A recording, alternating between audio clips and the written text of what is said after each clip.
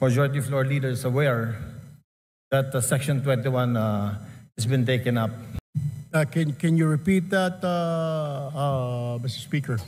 Tagalogin ko po. Aware po ba tayo na yung Section 21 po, ito po ay tinitake up po dun sa amendments natin sa RA 9165 in the committee. But Mr. Congressman, we do something about it. We have done something about it. In the committee level, ito pong Section 21 na hinihiling ninyo ay wala na po. Kung bago ka lang dito sa NTPH, maaari bang makahingi ng isang like at subscribe? At huwag kalimutan pindutin ang notification bell para ma-notify kapag may ganito tayong upload. Salamat kabayan! Mr. Speaker, members of the esteemed chamber, I rise today on a different matter, a critical matter concerning Section 21 of Republic Act number 9165, or the Comprehensive Dangerous Drugs Act of 2002, which mandates the inclusion of media representatives as signatories in the inventory of confiscated drug-related items. While this provision was crafted to enhance transparency in anti-drug operations, I submit that it is time for us to revisit and devolve this responsibility to better suited entities, Mr. Speaker. The inclusion of media representatives represents or presents significant challenges and risks. Media practitioners who are civilians are placed in potentially life-threatening situations when required to participate in such operations. Exposing them to these risks compromises not only their safety, but also that of their families, Mr. Speaker. Moreover, involving media representatives in law enforcement tasks raises concerns about their independence and neutrality. Journalists are meant to act as impartial watchdogs of government actions, holding public officials accountable from an objective stance. Requiring their direct participation, Mr. Speaker, in these operations undermines their role and may cast doubt on their credibility and impartiality. It is imperative that we devolve this responsibility to more appropriate witnesses who are already empowered under the law. Section 21 of RA 9165 already mandates the presence of Department of Justice representatives and barangay officials as witnesses in this process, Mr. Speaker. These individuals are better suited to fulfill the role of ensuring transparency and accountability in documentation of confiscated drug-related items. Additionally, we can enhance existing safeguards to further promote transparency without involving media personnel. Like comprehensive video documentation can serve as a reliable and tamper-proof record of the inventory process, ensuring accountability without requiring physical witness to be present in dangerous environments. Increased training and oversight for DOJ and barangay representatives can strengthen their ability to act as effective witnesses. By devolving, Mr. Speaker, this responsibility to individuals already mandated and equipped for this role, we can preserve the safety of our media professionals, uphold journalistic independence, and maintain the integrity of anti-drug operations. Mr. Speaker, I urge this esteemed chamber to consider an amendment to Section 21 of Republic Act 9165, replacing media representatives with more suitable alternatives while reinforcing mechanisms for accountability and transparency. Let us act decisively to modernize this law and ensure its implementation aligns with our commitment to safety, justice, and good governance. Thank you, Mr. Speaker and my colleagues, and I look forward to our deliberations on this matter soon. Maraming salamat po, magandang hapon sa ating lahat. Thank you very much. Daghang salamat. I would like to find out from the good congressman if you are a member of the Anti-Drugs Committee. No, I am not, my distinguished colleague. I am not a member of any committee right now since I am part of the deputy majority group, Mr. Speaker. And if you are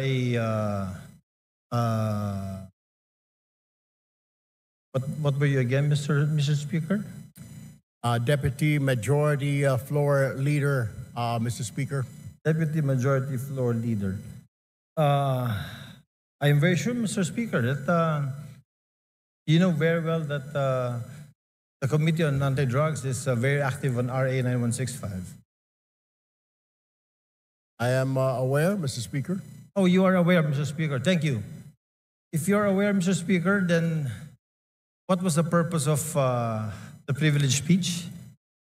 I don't know if my distinguished colleague was present when I was mentioning an amendment on Section 21 of RA 9165, particularly exempting the media from being signatories in drug-related operations, particularly on confiscated items, Mr. Speaker. All right. Thank you, Mr. Speaker. The reason why I wanted to ask the good gentleman is because, you know, RA 9165 was passed already in the last Congress. And during this Congress, it has also been amended. And in Section 21 of RA 9165, I don't know if the good gentleman is aware, the Deputy Majority Floor Leader is aware that Section 21 has been taken up. Can you repeat that, Mr. Speaker? Tagalogin ko po. Aware po ba tayo na yung Section 21 po, ito po ay tinitake up po dun sa amendments natin sa RA 9165 in the committee. Kaya nga po, Mr. Speaker, kailangan natin balikan at bilis-bilisan po ang problema po natin sa Kongreso. Kaya po tayo napupulaan ng mga kababayan natin. Napakarami natin mga batas na kailangang ayusin, subalit hindi po naaayos, kaya kailangan po natin bilis-bilisan.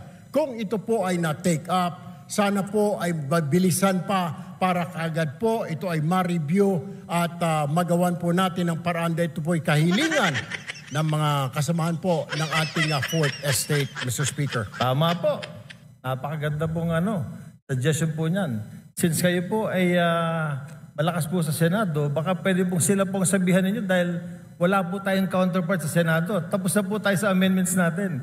At yung pong privilege speech niyo kanina, pagtanggal po ng media, personalities, pag dumarating ang inventory time, pag mayroong buybacks, wala na po sa provision. Pagdating ho natin doon, Mr. Speaker, we will do that. But for now, we really have to look into this, maybe push on and convince our counterparts in the Senate to pass this law immediately. Matatagalan pa po tayo kasi dadaan po tayo ng eleksyon. Pag hinintay po natin na umabot kayo ng Senado, ay isang taon na naman po yun. Congratulations po at inamin nyo na talagang panalo na kayo sa Senado. I'm very happy that a colleague of ours will be in the Senate soon. Pero ibabalik ko lang po, Mr. Senator, na ito pong hinihiling ninyo na tanggalin natin, pag-amend natin sa Provision 21 of RA 9165, matagal na po naming tinabaho ito sa aming komite at tinanggal po talaga po namin to. Ang hiling, ang tanging hiling namin, katulad din ng hinihiling ninyo, sana nga po mapabilis natin ito sa Senado. Dahil sa Senado po, hindi ko alam, pero baka pwedeng kayo na po ang magsalita. Baka pwedeng kayo na mag-privilege speech. Pakisabi na bilis-bilisan po para itong hinihiling natin na ma-amend itong Section 21 ay matapos na. Alam niyo ho, I will just have to correct my colleague. Hindi pa po ako senador, Your Honor. Ako po ay isang mambabatas, ako po ay isang representative, hindi pa po ako senador. Doon, tumatakbo po ako senador, nais ko lamang po linawin na ako po ay isang congressman. Correct. Ako po ay member ng ACT-CIS party list at hindi po ako senador. Baka ang inyo po ibig sabihin, yung aking po nakatatandang kahuya po, siya po yung senador. Pangalawa, kaya ako nga po pinapabilis-bilisan para marinig po tayo sa Senado. Nabilis-bilisan po nila dahil ito po ay hindi pa naman batas. Habang ito hindi pa po batas, wala hong saysay ang pagre-review, wala hong saysay ang pagtanggal ho natin ng section na yan, Section 21, kung hindi pa naman po ito batas. What I am trying to point out, Mr. Speaker, I guess we have to do something about it. And para marinig ko, kaya ho tayo nagka-privilege speech para marinig po tayo sa Senado. Now, we are waiting for the decision, Mr. Speaker. If I can only do a privilege speech in the Senate, then I will do so. Unfortunately, I'm still here, a member of 19th Congress, Mr. Speaker. Salamat. Salamat, Mr. Congressman. Sinabi ko lang po yung sinabi niyo na gagawin niya pagdating niyo po sa Senate, inulit ko lang. But Mr. Congressman, we do something about it. We have done something about it. In the committee level, ito pong Section 21 na hinihiling ninyo ay wala na po. Alam niyo ho, Mr. Speaker, ito po ay nasa committee level. At tulad po na sinasabi ko, kaya ko nga po, I am pushing for it. Bilis-bilisan po natin. Marami po tayo mga batas na pending po ngayon. Hindi lang po itong 9165. Marami pong kailangang reviewin. Ang kailangan lang po natin ay bilisan po dahil ang taong bayan ay nag-aantay po. At hindi po tayong ika nga ay pwedeng manahimik o kaya mag-relax dahil po nakatingin po sa atin ang ating mga kababayan at gusto po nila na bilisan ang pagpasa, pag-review, whatever, ang ng mga batas po natin, Mr. Speaker. Therefore, Mr. Speaker, I think the correct manifestation should be, since the requested section is to be amended, and it has been replaced already, Mr. Speaker, is that the correct manifestation should be, we request that the Senate should fast-track this House version of RA 9165. That, I think, is the correct manifestation, Mr. Chair. I will take that, Mr. Speaker, but what I am saying is that the reason why I stood up today to remind not only our members here, but also our counterpart in the Senate, because I am sure they're also reviewing what we're doing here and watching us, to fast track. Kung meron man, kung nandyan na po sa kanilang mga kamay, na bilisan, because we cannot dictate them. We can only suggest, Mr. Speaker. We can only tell them and inform the public that we already did this. Tama po ang ating kasamahan na sinasabi niya pong ni-review na po yan, inalis na po yan, para malaman po ng taong bayan na wala na po yan, wala na sa kamay natin, yan po ay nasa kamay na ng Senado para bilis-bilisan po nila. And that is the purpose of my privileged speech this afternoon, Mr. Speaker, my dear colleague. Sir. Thank you, Mr. Speaker. I thought amending Section 21 was the main thrust of the privilege speech. I didn't know it was to fast track the House version of 9165. But nevertheless, Mr. Chair, yun na rin po ang hinihiling natin. Since yung nire-request po ng colleague natin na tanggalin po sa Section 21, yung pagsama ng media Kapag po nag-iimbentary sa mga bypass, sa mga nahuli na drugs, ay nawala. Wala na po sa committee level.